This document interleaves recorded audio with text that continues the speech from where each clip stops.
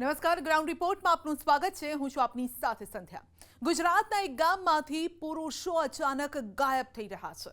જી હા, આ ગામમાં હાલ તો પાંચ દિવસથી મહિલાઓ અને બાળકો એકલા જ છે। ઘરમાં ધાન ખૂટી ગયું છે। ગામમાં હડતાલ જેવો માહોલ છે અને મહિલાઓ માટે એક દિવસ કાઢવો મુશ્કેલ બની ગયો છે। આખરે શું છે સમગ્ર મામલો અને મહિલાઓ શું કહી રહી છે? જુઓ ગ્રાઉન્ડ રિપોર્ટનો આ અહેવાલ। ગુજરાતનું એક એવું ગામ જ્યાંથી તમામ પુરુષો અચાનક થઈ ગયા ગાયબ। ગામમાં નથી હાજર એક પણ પુરુષ। અભીમાં એવી તકલીફ છે કે હેડ હું એમ કઈ છોકરા દાખનો મારા જતા રહે, આદમી જતા રહે, બરદા તરી મળતું ઢોળો તરી તમે શેમ કઈ જઈએ। 3000ની વસ્તી પરંતુ ગામમાં 300 લોકો જ હાજર। એક દુર્ઘટના બાદમાં હલ્લાબોલ, ચક્કાજામ, આગચંપી અને પછી શરૂ થયો પુરુષોના ગાયબ થવાનો દોર। એક બાદ એક પુરુષો થવા લાગ્યા લાપતા। મોહણીય જેવું અત્યારે ગોમ લાગે છે, ગોમમાં કૂતરું જોવા મળતું નથી, અમને બીક ઘણી લાગે છે। પત્ની, માતા, બાળકોને છોડીને ભૂગર્ભમાં ઉતરી ગયા પુરુષો। બીજી તરફ એકલી પડેલી મહિલાઓની વધી ગઈ મુશ્કેલી। 5 દિવસથી ઘરના પુરુષોનું નથી જોયું મોઢું। ખેતરો સૂના, ગામની દુકાનો થઈ ગઈ બંધ। દૂધ મંડળીને પણ લાગી ગયા તાળા। મહિલાઓ દૂધ ફેંકી દેવા મજબૂર બની। આવક થઈ ગઈ બંધ। એક દિવસ કાઢવો પડ્યો મુશ્કેલ। આ ગામમાં એવું છે કે અત્યારે દુકાન પણ ચાલુ નથી, ઘંટી પણ ચાલુ નથી, ડેરી પણ બંધ છે, તો અમારે ખાવું છું। અત્યારે અમે 5-6 દિવસથી અમે સાબુ વગર કપડાં ધોઈએ છીએ।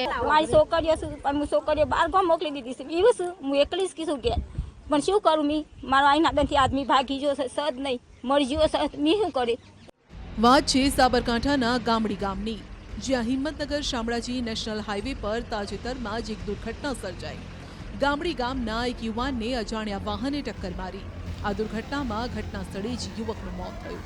આ વાત વાયુવેગે ગામમાં ફેલાઈ અને ગુસ્સે ભરાયેલા લોકો રસ્તા પર ઉતરી આવ્યા। રસ્તો રોકી લીધો, ચક્કાજામ કર્યો, વાહનોની કતાર લાગી જતા પોલીસનો કાફલો પહોંચ્યો। જો કે ત્યારબાદ મામલો એવો બીચક્યો કે પોલીસ પણ સ્થિતિ પર કાબૂ ન કરી શકી। લોકોએ વાહનોને આગચંપી કરી, ટાયરો સળગાવ્યા।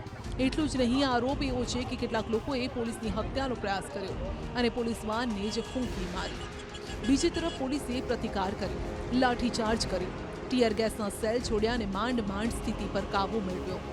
એટલું જ નહીં, પોલીસે 42 લોકો વિરુદ્ધ નામજોગ અને 700 લોકોના ટોળા વિરુદ્ધ ફરિયાદ દાખલ કરી, જેની જાણ થતાં જ ગામના પુરુષો એક બાદ એક ગાયબ થવા લાગ્યા।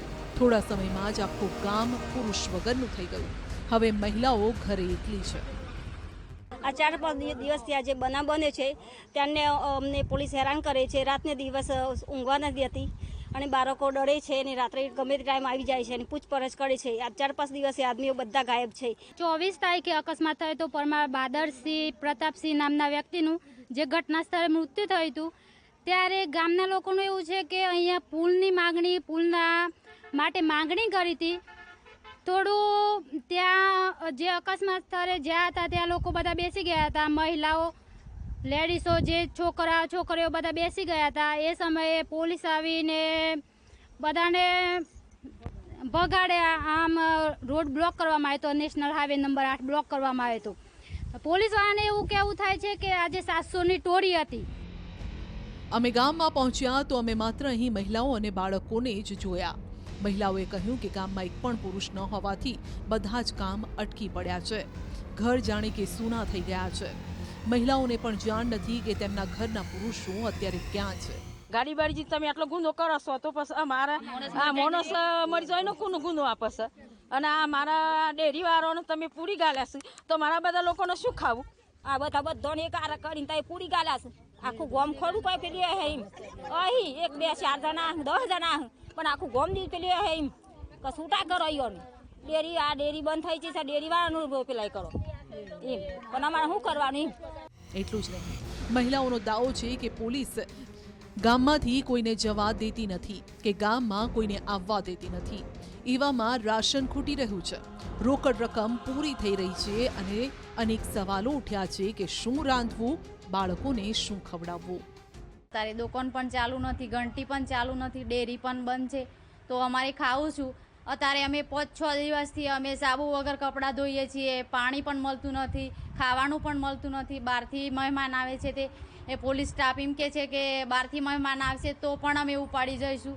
અમે ખેતરમાં જઈએ છીએ તો પણ પોલીસ સ્ટાફ એમ કહે છે કે અમે ખેતરમાંની પણ તમને ઉપાડી જઈશું.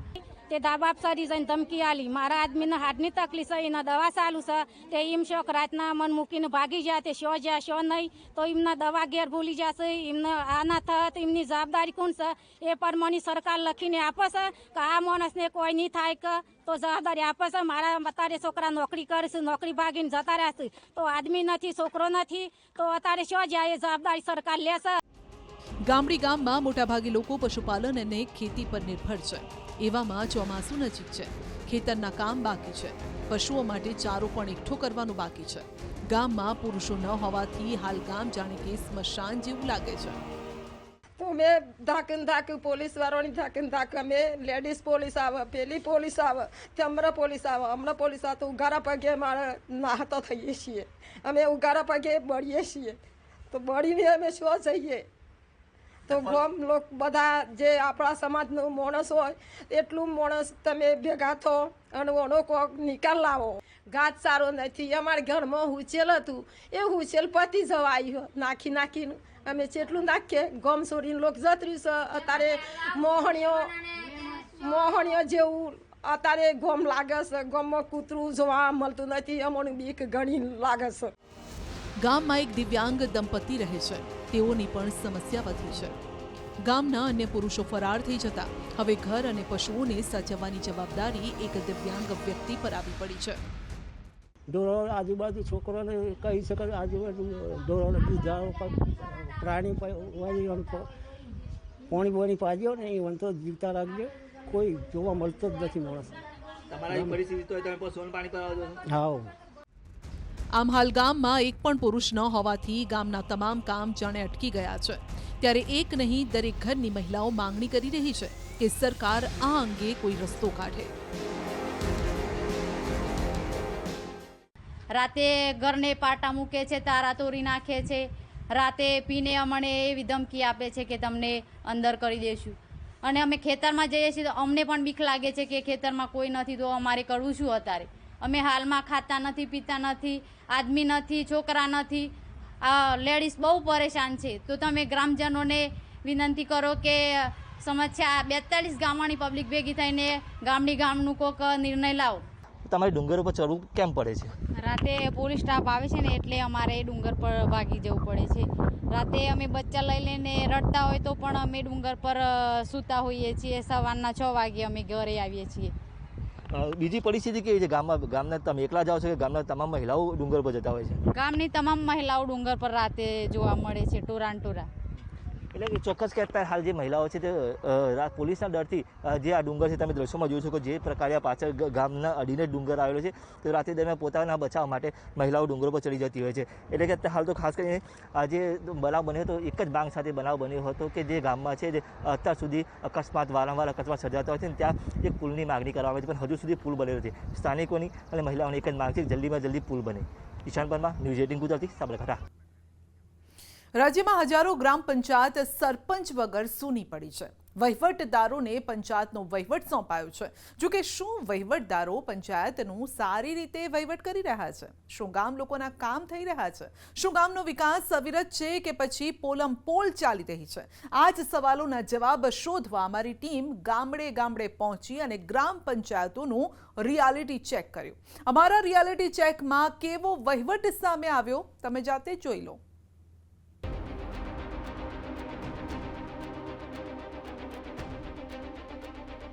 સરપંચ વિના સૂની પંચાયત,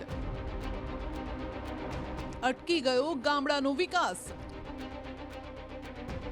પંચાયતોમાં જોવા મળ્યા તાળા, સ્થાનિકોના અટકી ગયા કામ. રોજ થઈ રહ્યા છે ધરમ ધક્કા. ગામડે ગામડે પહોંચ્યું ન્યૂઝ 18 ગુજરાતી. રાજકોટ, ભાવનગર, દ્વારકા, છોટાઉદેપુર, અરવલ્લી અને ખેડા સહિતના જિલ્લાઓના ખૂંદિયા ગામડા. પંચાયતે ફરીને અમારી ટીમે કર્યું રિયાલિટી ચેક. કેટલીક પંચાયતોમાં જોવા મળ્યા ખંભાતી તાળા, તો કેટલીક પંચાયતોમાં થઈ રહ્યું હતું કામ. પરંતુ લોકોએ ન્યૂઝ 18 સમક્ષ ઠાલવી વેદના. સરપંચ વિના રૂંધાઈ ગયો ગામડાનો વિકાસ. ભારતના રાષ્ટ્રપિતા મહાત્મા ગાંધીજીએ કહ્યું છે કે ભારતનો આત્મા ગામડાઓમાં વસે છે, પરંતુ હાલ તો ગુજરાતમાં ભારતનો આત્મા જાણે પીડાઈ રહ્યો છે, માંગી રહ્યો છે વિકાસ. કારણ કે લાંબા સમયથી પંચાયતની ચૂંટણી ન થઈ હોવાથી પંચાયતમાં વહીવટી શાસન લગાવી દેવાયું છે. આરોપ છે કે વહીવટી શાસનના કારણે ગામનો વિકાસ ગોથે ચડ્યો છે, કારણ કે વહીવટદારો પોતાની મનમાની કરી રહ્યા છે. પહેલા અમારી ટીમ પહોંચી ગઈ અરવલ્લી. અરવલ્લી જિલ્લામાં કુલ 340 ગ્રામ પંચાયતો આવેલી છે, જે પૈકી 138 ગ્રામ પંચાયતોમાં વહીવટદાર શાસન ચાલી રહ્યું છે. દાવો છે કે આ ગ્રામ પંચાયતોમાં સરપંચની પુનઃ ચૂંટણીની મુદ્દત અનુક્રમે 6 મહિનાથી 1 વર્ષ જેટલો સમય પસાર થઈ ગયો છે, છતાં પણ ચૂંટણીઓ નથી થઈ. સ્થાનિકોનો આરોપ છે કે વહીવટદાર શાસનના કારણે પંચાયતના કામકાજમાં પારાવાર મુશ્કેલીનો સામનો કરવો પડી રહ્યો છે. અમે જ્યારે પહોંચ્યા તો અમને પણ જોવા મળ્યો વ્યવસ્થાનો અભાવ.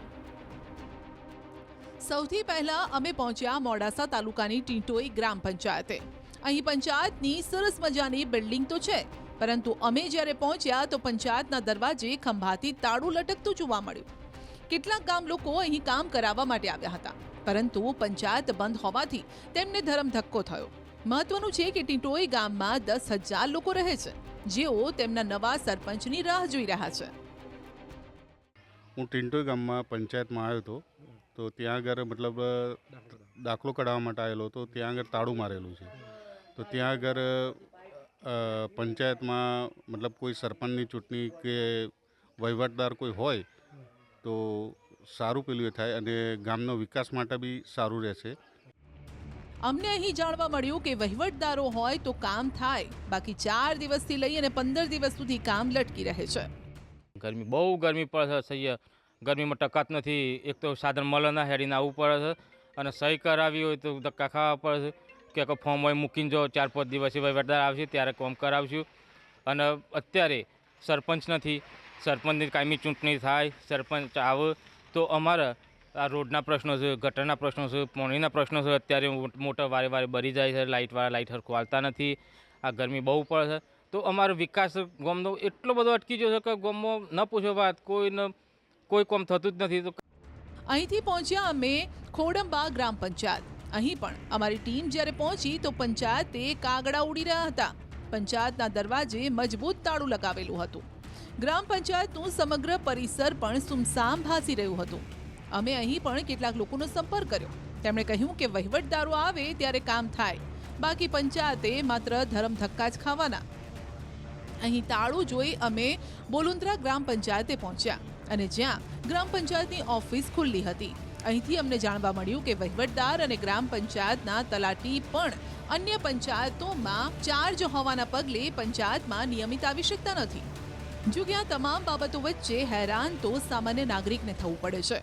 અરવલ્લી જિલ્લાની 340માંથી 138 ગ્રામ પંચાયતોમાં વહીવટદારો નિમેલા છે. ગ્રામ પંચાયતની ચૂંટણી જે ઠેલાઈ છે તેના કારણે તમામ જે સત્તા છે વહીવટદારોને આપવામાં આવી છે, પરંતુ વહીવટદારો પાસે સત્તા તો છે, પરંતુ જે પ્રકારની વ્યવસ્થા ગ્રામ પંચાયતોમાં વિકાસની થવી જોઈએ, દાખલા માટેની વ્યવસ્થા થવી જોઈએ, તે વ્યવસ્થાનો અભાવ જોવા મળી રહ્યો છે. કારણ કે અઠવાડિયામાં અથવા 15 દિવસમાં વહીવટદાર એક દિવસ આવે છે.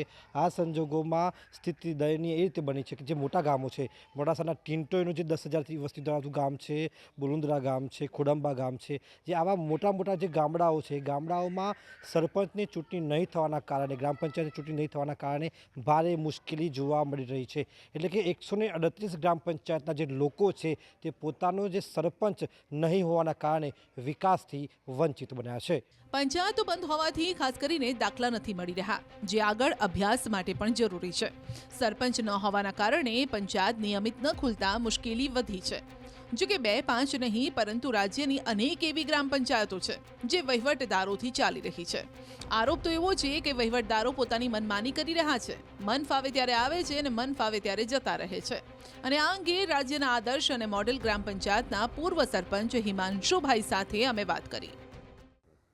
ગ્રામ પંચાયતનો સરપંચ એક જવાબદાર વ્યક્તિ છે. જ્યારે એ ગામનો પ્રથમ નાગરિક છે એટલે ચોક્કસ જ્યારે સરપંચના હોય ત્યારે નાની મોટી સમસ્યાઓ ગામડા લેવલે થતી હોય છે.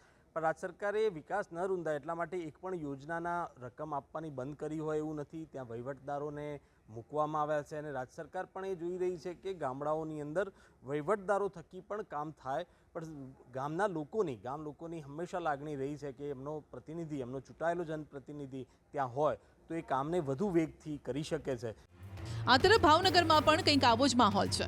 ભાવનગર જિલ્લામાં કુલ 664 ગ્રામ પંચાયત છે, જેમાંથી 359 ગ્રામ પંચાયત એવી છે કે જ્યાં વહીવટદારનું શાસન છે. કેટલીક ગ્રામ પંચાયતોની તો 2 વર્ષથી ચૂંટણી નથી થઈ. અનેક ગામ એવા છે કે જ્યાં 1 વર્ષથી ગ્રાન્ટ આવી ગઈ છે પણ વપરાઈ નથી. વહીવટદારના શાસનથી ગામ લોકો એટલી હદે ત્રાહિમામ છે કે કહી રહ્યા છે કે હવે તો ચૂંટણી થાય તો સારું, કારણ કે ગ્રામજનો માત્ર સામાન્ય દાખલા માટે પણ ધરમ ધક્કા ખાય છે. બુદેલ ગામમાં અનેક જગ્યાએ પીવાના પાણીનો બગાડ પણ અમને જોવા મળ્યો. આરોપ છે કે એક દિવસની આ સમસ્યા નથી. એક તરફ લોકો પાણી માટે વલખા મારે છે અને બીજી તરફ વહીવટદારોના પાપે આટલું પાણી વેડફાય છે. ગામ લોકોએ આ અંગે અનેકવાર રજૂઆત કરી, પરંતુ સરકારી બાબુઓ સાંભળે તો ને. આ ઉપરાંત વોકડાઓની સફાઈ કરવામાં આવતી નથી. બુદેલ ગામમાં પહેલા સીસીટીવી તેમજ સ્ટ્રીટ લાઇટની પણ સુવિધા હતી.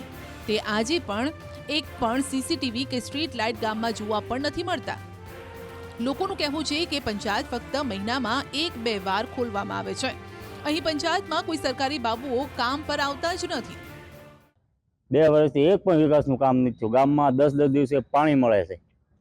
કોઈ ગટર રિપેરિંગ કરવા નથી. પાણીની લાઈન તૂટે તો તૂટલી પડી રહે, એમને શેરીઓમાં પાણી એમને હાલ્યા જાય છે. માણસોને પીવાના પાણી નથી મળતા. ઉનાળામાં 10-10 દિવસે પાણી નથી મળતા. પછી આયા તલાટી મંત્રી આપણે રેગ્યુલર નિમાયેલો છે, તો એ 10-15 દિવસ આજે હાજર જ નહીં થયા. પંચાયતને 15 દિવસ તાળા મારેલા છે. મહિનામાં લગભગ 1-2 વાર ખુલ્લી હોય તો, બાકી બંધ જ હોય છે. હા, અને પ્લસ બીજું કે ગમે ને 2 નંબર કઢાવવું હોય કે આવકનો દાખલો, કોકને પછી મરણ તારીખનો દાખલો કાઢવો હોય કે 5000 રૂપિયા થાય, બરાબર, તો અમે તમને 8 દિવસમાં આપી દેવી. અને જો કાયદેસર રીતે તમે કઢાવવા જાઓ તો 7-8 હજાર રૂપિયા બીજા થાય, કોર્ટ મારફત કઢાવવા જાઓ તો. આવું મંત્રીનો કહેવાનો અર્થ છે. હવે નાના માણસો ભૂલી ગયા હોય તો કાઢી દેવાનો હોય. ગ્રામ પંચાયતનો નિયમો સઘોષણા કે એવું કાંઈક કરીને ગમે એ રીતે કાઢવાનું કામ છે. માણસોને હેરાન કરવાની વાત નહીં કરવાની. સ્થાનિકોનો આરોપ છે કે તલાટી મંત્રીને 2 દિવસ બુધેલ માટે ફાળવાયેલા છે, પરંતુ તેમાં પણ તેઓ ફરકતા નથી. મુખ્ય તો લોકો અત્યારે અટવાય છે ફૂલ.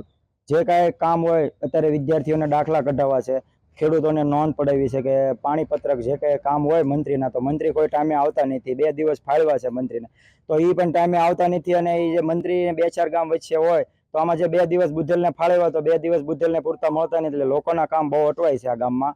જેથી કરીને આ રોડ રસ્તાની હાલત તમે જોવો અત્યારે જે પરિસ્થિતિ ઊભી થઈ છે ગામમાં, જે સરપંચ નથી. એટલે રાજકોટ જિલ્લાની ધોરાજી ગ્રામ પંચાયતમાં પણ તલાટી ગેરહાજર રહે છે. અનિયમિત આવવાના કારણે સ્થાનિકો પરેશાન થઈ રહ્યા છે.